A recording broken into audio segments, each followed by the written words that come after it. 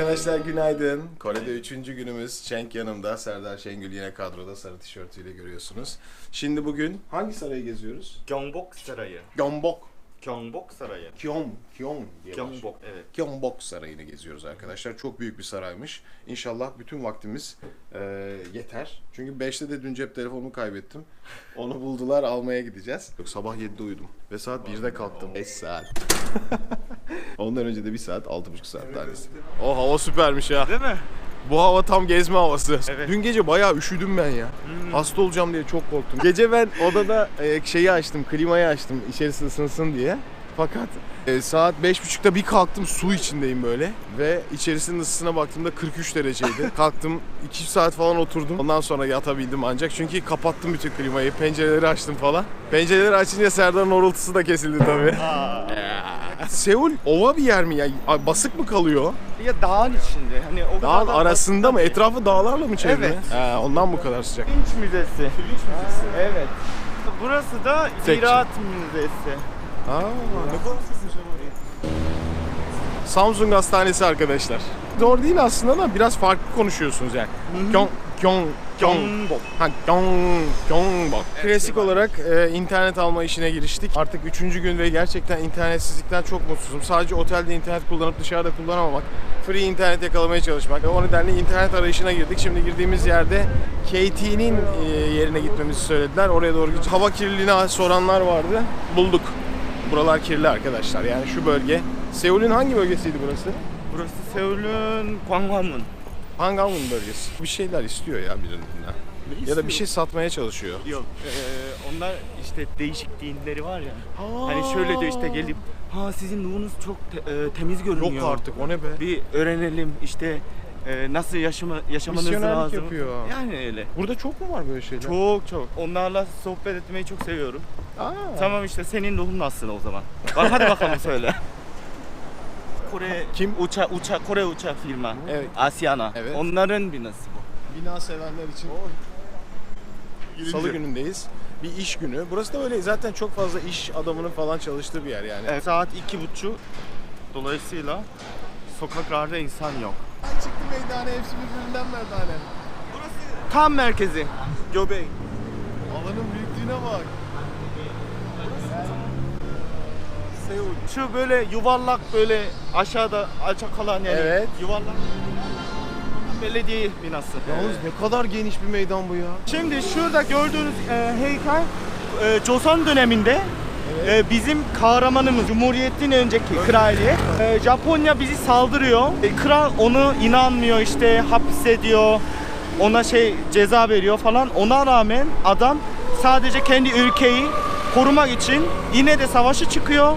13 tane gemiyle 330 tane Japon gemiyi yıkıyor, kazanıyor. Bizim kahraman, evet. İsmi ne? Lee Sun-shin. Lee Sun-shin. Gerçekten yemin ediyorum o adam olmazsaydı şimdiki Kore yok. Kore olmayacaktı. Bu kadar önemli bir kişi. Evet. Lee Sun-shin'le ilgili filminiz var mı? Film var. Admiral mıydı? Ben size Türkçe altı yazdı onu göndereyim. Tamam, Harikasın. şahanesin. İzleriz burada. Mükemmel. Bakın arkadaşlar, film izleyeceğiz beraber. Evet. Lee Sun-shin, evet. Lee Sun-shin. Bu ülkenin kahramanı arkadaşlar işte. Her ülkenin güzel kahramanları var böyle. İyi ki varlar. Üçümüz nasıl halimiz var? Halimiz rezalet. Elde kameralar salak salak gidiyoruz. Ne yapmaya çalışıyoruz? İnip o ortaya geçelim. Tamam. Öyle giydiriyor belediye. Evet. Onlar öyle giyip gezsin sadece. Sokakları gezsin, yabancılara baksın. 죄송한데 혹시 사진 같이 Hadi öyle tek tek.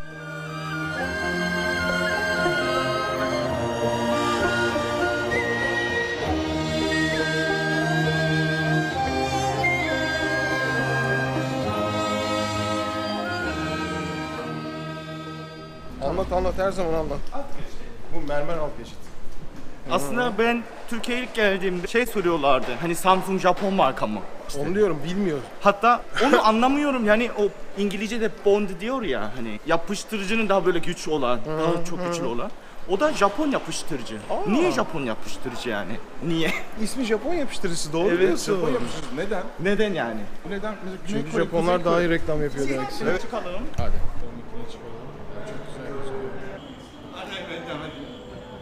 Ama giriş gibi gözüküyor yani Evet. hakikaten. Evet. İnanılmaz güzel bir meydan girişi. Şurası Sejong Kültür Merkezi diyebilirim. Şurası O- kültür Hı hı. merkezi. Yani burada acayip konserler Aa. oluyor. Şurası. İnternet. Hı hı, şuradan alacağız. Al. Şimdi şöyle arkaya dönelim. Bizim işin adamı. Joseon Gazete, Seul Burada Gazete. gazete bunlar. Choson bir gazete. Donga bu da bir gazete şuradaki. Burası Bu- da Kate'nin. Telekom değil mi? Bu Evet. Telefonla alakalı şeyler. Şimdi size şöyle anlatayım. Anlat. Şurada gördüğünüz gibi mavi çatıyı görüyor musunuz? Mavi olan. Karşıda. O şimdiki Cumhurbaşkanı'nın oturduğu yer. Mavi Saray diyoruz yani sizinki Aksaray gibi. Evet. Bize Mavi Saray diyoruz. Bunun niye bu dağın önünde? Hani hem Cumhurbaşkanı'nın Aha. ve hem de kralın. Niye bu bölgede yapmışlar? Niye yapmışlar? Konfüçyüs'ün eğitim Joseon döneminde hem dini hem kültür olarak alınmıştır demiştin. Ha? Esanimsu diye bir yer şey var. Yani hangi yer güzel, hangi yer kötü. Aha. Böyle enerji olarak. Enerji. En enerjik yeri burası mı? En yüksek Aynen. enerjide. Hani hem Ha. benim arkamda bir yüksek dağ olsun, Daha olsun. benim önümde de bir nehir aksın. Aa, nehir nerede? Nehir de şurada hemen. Burası da nehir. Biz dönüşte nehire gideceğiz. Nereye gideceğiz? He? Han Şimdi- Nehri'ydi değil mi? Han Nehri değil, orası Cheonggye Nehri. Cheonggye Nehri. Başka bir nehir. Evet. Tamam. Başka bir nehir var. Dolayısıyla orası yer enerjisi olarak en güzel yer diyor. Enerjiye değer verilmiş yani. Evet. Böyle bir semboller çok önemli ya burada. Evet. Benim anladığım yani sembolik şeyler. Meydan için- bence muhteşem bir meydan ya. Çok güzel. Tüm protestolar, insanların toplumu... Burada. Evet. Mesela bunlar bu ne? Kral Sejong zamanında Evet. yaratılan bir bilim aletleri. Bu da dünya, hani evrensel bir şey. Dünyanın Dünya ve etrafı etrafı gösterdiği değil mi? gösteriyor. Bu da ne kadar yağmur yağmış onu ölçüyor bu. Yağmur yağma ölçme aleti artık. Evet. Hani bu mevsimde bu kadar yağıyor. Hani onu ölçüyor bunlar. Hangi mevsimde ne kadar yağıyor bunları ölçüyorlar. Ne? Çık ugi. Çık ugi. Ölçüyor yağmur. Güneş saati. Ha güneş saati. Yani Sunda hem mevsimleri anlatıyor hem de saatleri belirtiyor. İkisine pek benzemiyor. Farklı. Çok farklı. Ama mantık olarak aynı galiba. Acaba güneşin gölgesi buradan çizgi olarak böyle mi gidiyor? Evet. Değil mi? Evet. Tamam. Bu Kral Sejong döneminde bu aletler yapılmış, bilimle ilgili çalışmalar yapılmış. Evet. Hangi dönem tarih? Tarihi 1440 civarında. 1440. Cheng şurada yazanlar ne? Birinci Seul.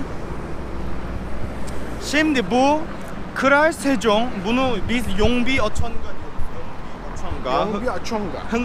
Hunminjeongeum diye hani geçiyor. Hunminjeong. Yani şurada okursam sizinle aynı şekilde soldan sağa yazıyoruz şöyle. Aha. Ama eski Korece şöyle, hem yukarıda başlıyor aşağı doğru. Hem de Arapça gibi sağdan sola gidiyor. Şöyle okunuyor şöyle. Ha eski Korece nereden böyle okuyor? Buradan başlıyor, sağdan böyle. Ama şöyle dikey şekilde değil, yatay değil, dikey Ha, şekilde. Dikey şekilde. Aşağı doğru. Evet. Şimdi Sejong 어제 훈민정음 yani 세종은 yaptığı 훈민정음 diye başlıyor. Evet. 나란 말씀이 둥기게다라 문자와로서 사마띠 아니하리. Hani bu demek hani bizim dilimiz, harfimiz, dil ve yazılış farklı olduğu için halklar hiçbir şey bilmiyor. Dolayısıyla hani halklar da artık öğrensin. Çiftlik için mesela ne zaman başlıyorsun, suyu ne kadar ekiyorsun. Bunların diliyle, yazıyla öğrensin. Ondan önce yazı ve dil yok mu? Yok. Tamam. Yazıyı, Kore dilinin yazısını geliştiriyorlar. İlk başta sağdan yazılıyor. Sağdan Evet. ve dikey şekilde. Herhalde daha sonraki dönemde de soldan başlayıp, ya şu anki halinde soldan normal yazılıyor Evet. ama bu yazı diliyle. Dil Evet, aynı. Aynen. Tamam, olay bu. Üstü düzeyde olan insanlar hep Çince kullanıyorlardı. Ha, o dönemde Çince kullanılıyor. O güzel. Evet. Dolayısıyla okuyanlar, okuyabilen yani parası olanlar okuyabiliyor, işte öğrenebiliyor ama halklara öğrenmez. Öğrenemiyordu. Bu okullar mı kuruluyor ondan sonra? Ne oluyor? Ondan sonra işte kitap basılıyor, kitap yayılıyor. Kitaplar basılıyor. Dünyada ilk baskı Kore'de yapılıyor arkadaşlar, değil mi? O da evet, Joseon'dan önce döneminde. Fakat ilk baskı makineleri Fransa'ya kaçırılıyor, değil mi? Evet. Şu an Louvre Müzesi'nde sergilenen bir hırsızlık daha. Hayırlı olsun. Hırsız müzesi. Yani Louvre Müzesi'nin buradaki adı Hırsız Müzesi arkadaşlar. Güzel değil mi? Biliyorsunuz bizim Ayasofya'nın bahçesindeki sultan türbelerindeki yazıları, çinileri Fransa'ya Louvre Müzesi'nde sergileniyor. Onları zamanında kaçırıp hatta o Ayasofya'nındaki türbelere giderseniz orada görürsünüz. Burada çalınan parçalar Louvre Müzesi'nde sergilenmekte ve defalarca Türk hükümeti tarafından istenmesine rağmen hiçbir cevap verilmemektedir diye bir yazı vardır. Gidin görün onları. Hadi o zaman devam. Gidelim. Ama KT'ye gitmedik. Herkes şimdi girelim mi? Şimdi KT'nin binasından çıktık. Ben hayatımda bu kadar pahalı internet görmedim. Dedik ki biz işte 10 gün kullanacağız. Temel olarak bütün bizi her gittiğimiz yerde 11 GB internet satıyorlar. Fakat onun içinde bir alet veriyorlar size. Yani böyle Wi-Fi aleti gibi hani sokakta taşıyın diye. Onun da fiyatı 50.000 won. Yani 200 lira ona veriyorsunuz. 200 lira internete veriyorsunuz. Aleti verirken 200 lira geri veriyorlar. Ve 11 GB'ı aştığınız zaman 30 won'a 20 GB satıyorlar. Ya en komik tarafı daha geçen Bakü'de 85 liraya 50 GB internet almış olmam. Ya nasıl bu kadar pahalı internet? İnanılmaz, hiçbir şey alamadık ya. Bu arada Turkcell'in ve Türk Telekom'un burayla anlaşması yok. O nedenle internet çok pahalı. Hep pahalı. Mesela geçen ben buraya geldiğimde sadece hat istedim. Evet. 50.000 won istedim. Hat. Hatta birkaç hiçbir şey yok. birkaç gigabayt vardı. Hakikaten üzdü. Bak tarih gidiyor. Her dönemde ne olduğunu yazıyor. Gwanghwamun diye yazıyor. Gwanghwamun. Evet. Krallar orada yaşıyorlar. Burası yani mahalle. Normal Burası- insanlar burada yaşıyor. Eski dönemde. Eski Hangi dönemde? Joseon döneminde. Evet. 14. yüzyılda. 14. İnsanlar bu 1400 çevrede yaşıyorlar. Saray burada. Saray burada. Tamam. Bunlar maalesef şimdi yeni yapılmış hali. Ha, bu restore edilmiş ve şu an geçmişi. Çünkü Kore Savaşı'ndan dolayı. Kore Hatta- Savaşı'nda bunların hepsi yok oldu değil mi? Tekrar yapılmış. Evet. Her şey. Kore Savaşı dediğimiz Kuzey Kore ile olan. Kuzey Kore ile olan savaşta yok oluyor. Aslında ara sıra bozuldu. Yani hem Japonlar saldırıyor hem işte Bir bilmem sürü ne. saldırı. 947'de başladı diye Ne biliyorum. kadar yeni ya. Çok yeni. Ne zaman bitiyor? 3 yıl sürüyor. 3 yıl sürüyor savaşta. 3 yıl. Bugün günlerden salı. Salıları genelde Türkiye'de böyle büyük saraylar kapalı olur. Burada da böyle. Saray kapalıymış bugün salı. Şimdi nereye gidiyoruz? Insadong yabancıların tarafından çok gezilen. Çok biz. Şeker kullanmıyorlar.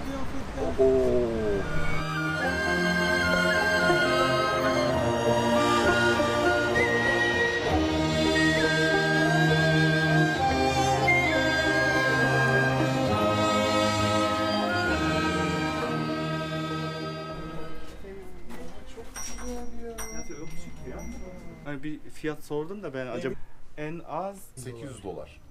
Evet, 800 dolar. bu da 12. 이거는 bunlar da 10.000. Küçük kıyafette 800 dolar mı? En başta.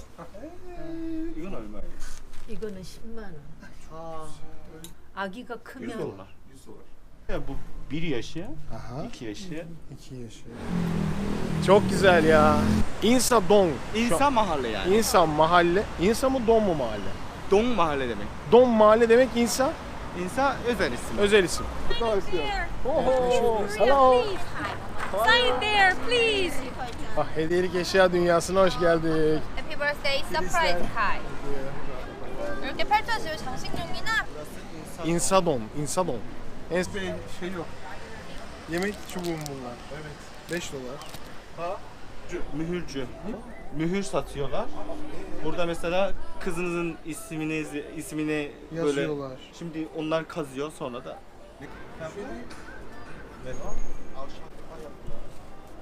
Sokaklarda gezeceğiz. Tekrar gezeceğiz buraları. Dolaştık. Çok net çekmedim. Tekrar buraya geleceğim. Şimdi bir tapınağın önüne geldik.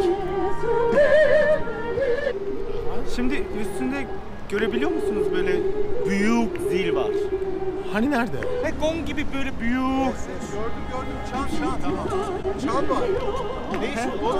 Gong gibi bir şey. Evet. Onu biz yeni yıl başında herkes buraya geliyorlar. Geliyor, evet. Sonra bu o gongu Kaç 33 kere vuruyor. Sebep?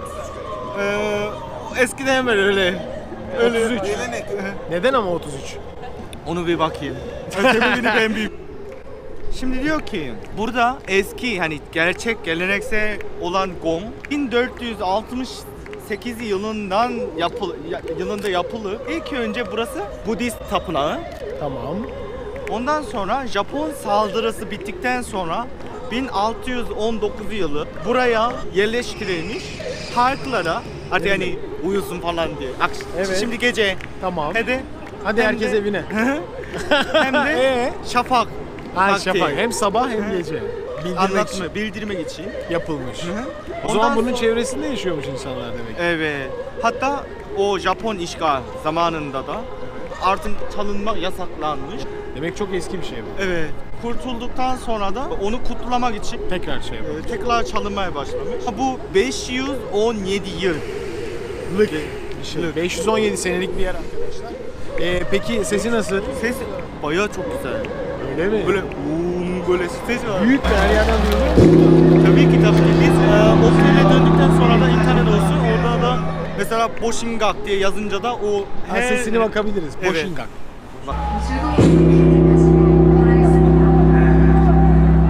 Şu aşağı inelim. Benim dediğim o nehir şurada hemen şurada. Hadi. Bu siyah taksiler dikkat edin. Bunlar daha çok pahalı. Aa, kaç tip taksi var burada? Turuncu ya da beyaz o normal. Evet. Normal. Normal taksi. taksiler. Burası nehri. Aa, süper. Şu anda nehrin adı neydi? Çonge Nehri'nde yürüyüşe çıkıyoruz. Burada sergiler falan da varmış. Şimdi size şöyle anlatayım. Bu bir çizgi. Geleneksel yani eskiden çizilmiş. Bu dağlar bizim gördüğümüz o sarayın arkasındaki. Bu Dağlar. Gyeongbok Sarayı oluyor. Sonra Jeongjo diye bir kral vardı eskide. Çok babası aslında böyle acımasız şekilde öldürüldü. Bir tane kutuya koyuyor, onu kapatıyor. Adama yemek vermiyor, su vermiyor. O kutunun içinde vefat etti. Bunun çocuğu kral oldu. Kral olduktan sonra babasını anmak için Suwon diye başka bir şehir var. Oraya kadar böyle bir yılda bir kere. Şimdi görsek konser gibi. Uzun uzun böyle yürüyüş falan oluyordu. Yürüyüşler. Mesela şöyle. Evet, anladım. Herkes gösteri yürüyüşü yapıyor. Evet. Şimdi anladım. Bayağı Kral başta değil, ortada mı gidiyor? Evet. Hani gördüğünüz gibi böyle davulları çalıyor. Bunlar bizim meşter merasim takımına benziyor. Evet, Onun evet. gibi diyebilirim. Onun Kore versiyonu.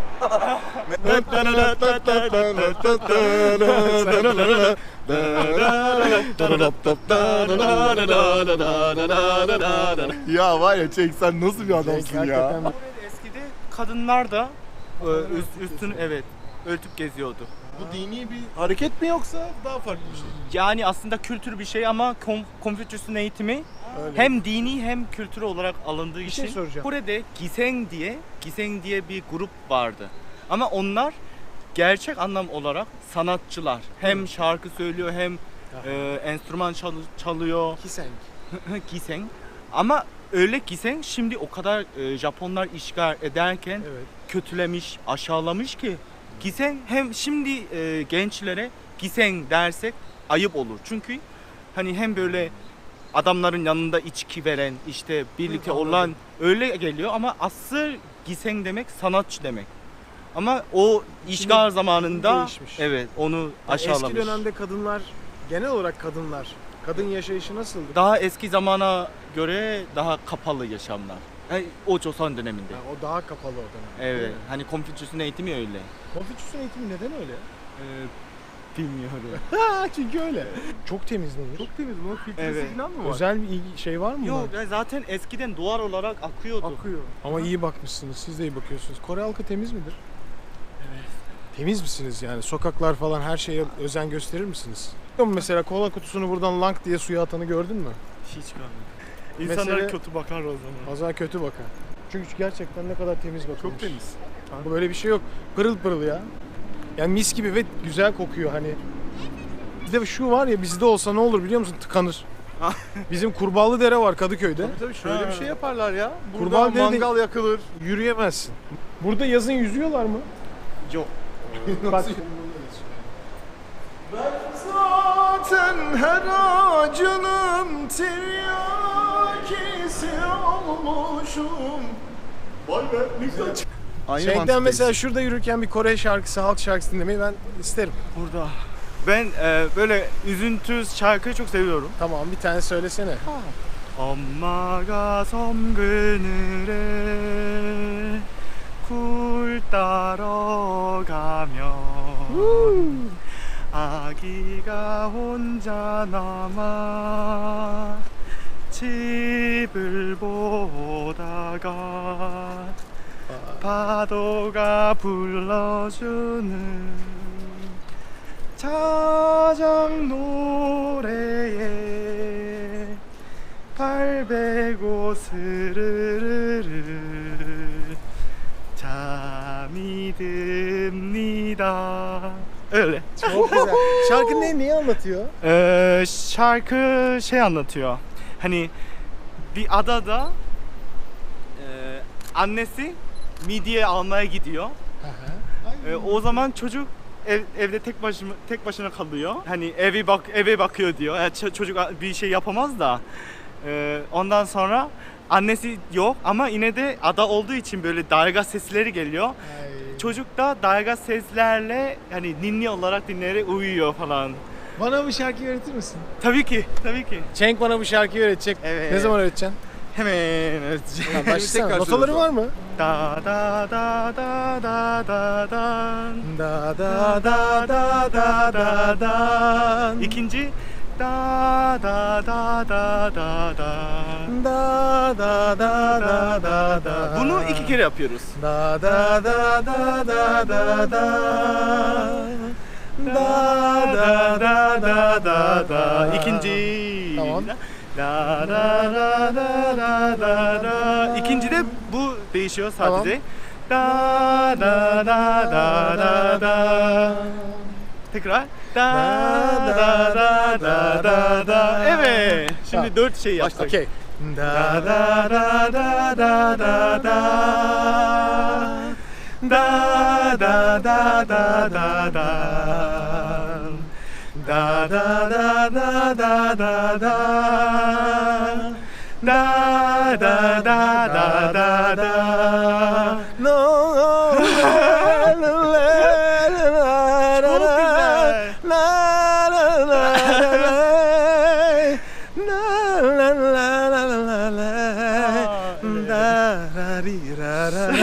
Bak ben meyan yazdım şarkıya. Ama Yalnız sözlerini öğretmeni isteyeceğim sonra. evet. Okunuşu yazarak size göndereyim. Lütfen, çok sevinirim. Evet. Bu bir ninni mi? Ninni gibi bir şey. Hadi be. Binalar, mekanlar da çok şey, büyük büyük. Evet. Acayip pahalı. Şuradan siz de şey çekin. Yani burada bir suyu 4 liraya alıyoruz çünkü bir su 1 dolar, 1000 won. 기도 가막산에서 6.25 당시에 터키 병력이 장교 군번이 함투를 그렇게 많이 Gamak Dağı diye bir dağ varmış. Orada sadece Türk askerin böyle üst düzey hani yüzbaşı falan onlar çok vefat etmiş diyor. Namo Teşekkür. 감사합니다. Kamsahamnida. Bay bay. Biz nereye geldik? Abi şimdi bu belediye binası Belediye binası. hep böyle konser falan oluyor. Siz iyi yürüyorsunuz ha, yürümeyi seviyorsunuz yani değil mi? Evet. Bütün Koreliler sever mi yürümeyi? Evet Hayır. severler. Evet. Şimdi bu yeni binası belediyenin. Tamam. Bu da Japonya işgal döneminde kurulan Seul Belediye binası. Eski kurulan belediye binası Japonya döneminde kütüphane olarak kullanılıyor şu anda. Şu an biz neresindeyiz? Şimdi burası Sicheong deniyor. Erdoğan çıkmak kalbe iyi gelir diyor. Kaç kişi yürümüş onu sayı. Bu da şimdiye kadar toplam kaç kişi? Ona göre bağış. Yapacağız. Kimse yok. Metro yani sarımsak kokusu. Çok güzel kokuyor. Güzel kokuyor. Ama Kesti. Ben fark edemiyorum bunu. Yani inanılmaz kokuyor. burada hani abi şurada binalarda numara yazıyor. Oralar hep böyle elektronik mağazalar. Çok mutluyuz gerçekten. Cebimizde bir kuruşumuz yok ve elektronik mağazası gezmeye gidiyoruz. Ki bizim en sevdiğimiz şey budur zaten. Parayla gezilmeyecek. Kahve almaya bir mekana geldik. Burada kahve alırken böyle bir şey veriyorlar bize. Bunu aldıktan sonra Ben bu ne dedim, böyle içinde idoller falan var, şarkılar söylüyorlar, videolar çıkıyor ilginç ilginç. Anlamadım. Dedi ki biz sizi kaydettik şu anda dedi. Kahveniz olduğu anda dedi. Bu titreyecekmiş. Biz de gideceğiz kahveyi alacağız değil mi? Evet. Mükemmelmiş yani. Hangi grup bu ya? Bu EXO. EXO grubunu izleyerek şimdi kahvemizi bekliyoruz. Kahvemiz oldu, bakın yıkılıyor ortalık. Yıkılıyor ortalık. Hemen kahvemizi almak üzere.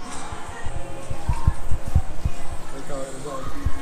Thank you. Evet. Şimdi ya böyle bir abur cubur tadıyoruz. Abur cubur mu bu? Bu tatlı abi. Bu bir tatlı. Bir şey değil mi? O yani mısır bir şeker. Çok güzel ya. Bakın şeker mi? Tadı çok güzel, tadı çok güzel. Adı ne? Deli mancu. Deli mancı oldu.